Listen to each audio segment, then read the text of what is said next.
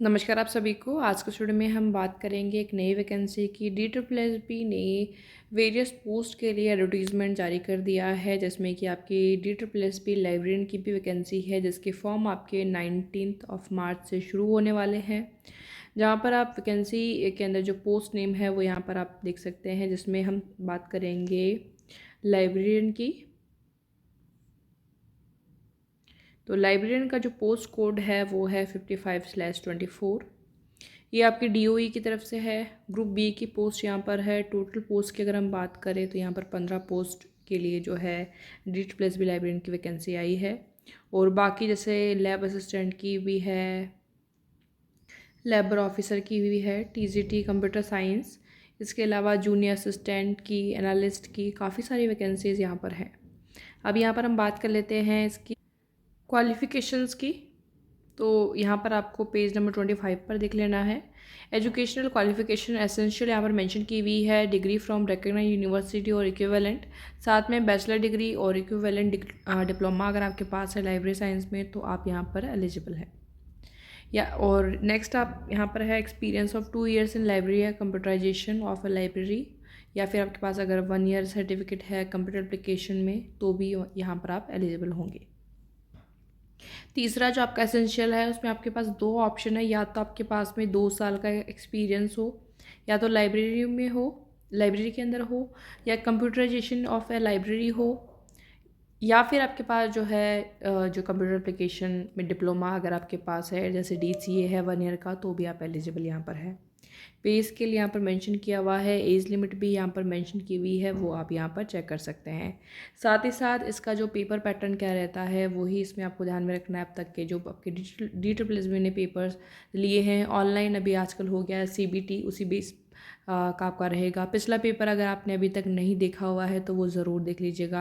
DSSP librarian का अलग से टेलीग्राम चैनल भी है, साथ में हमारा जो लाइब्रेरियन जॉब्स का टेलीग्राम चैनल है, वहाँ पर आपको लाइब्रेरियन जॉब्स की, लाइब्रेरी साइंस फील्ड की जो जॉब है उनकी अपडेट्स आपको मिलती रहती है।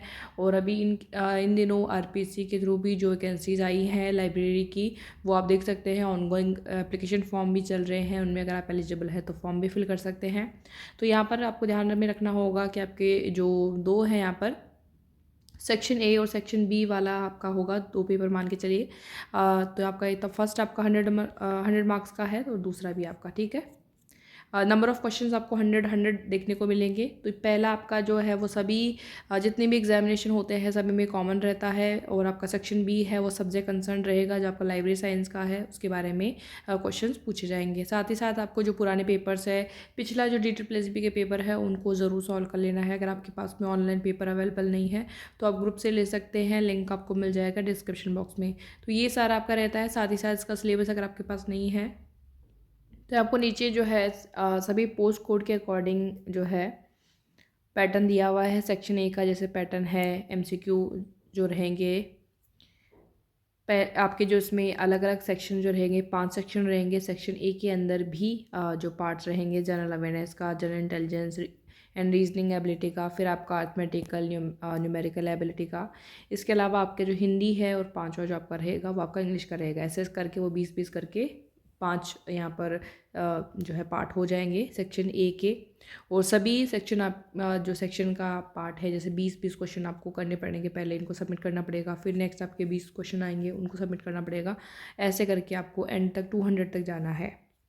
नेक्स्ट आपके 100 यहाँ पर कंप्लीट होने के बाद में जो सेक्शन B है आपका, जो सब्जेक्ट कंसर्न का पार्ट है, उसमें आपका जो पैटर्न रहेगा वो रहेगा कि 20-20 के आपको क्वेश्चन मिलेंगे, 20-20 के सेट के क्वेश्चन मिलेंगे, जिसमें कि आपको टोटल 5 सेट मिलेंगे और नंबर ऑफ़ क्वेश्चन हो जाएंगे आपके 100। उसमें आपके सेक्शन B के ही क्वेश्चन होंगे। इस तरह से आपके जो है 200 क्वेश्चंस कंप्लीट होंगे। तो ये आपका पैटर्न रहेगा। इसी पैटर्न पर आप अपनी जो है प्रैक्टिस करेंगे। और जो आपके जो पुराने पेपर्स अभी तक के जो CBT लिए हुए हैं वहाँ से आप सेक्शन A का पूरा कंटेंट जो है ले सकते हैं। और सेक्शन B के लिए क्या पढ़ना है, तो एक बार अकेले आपको पुराना पैटर्न भी देखना होगा कि किस तरह से क्वेश्चन पूछे गए हैं।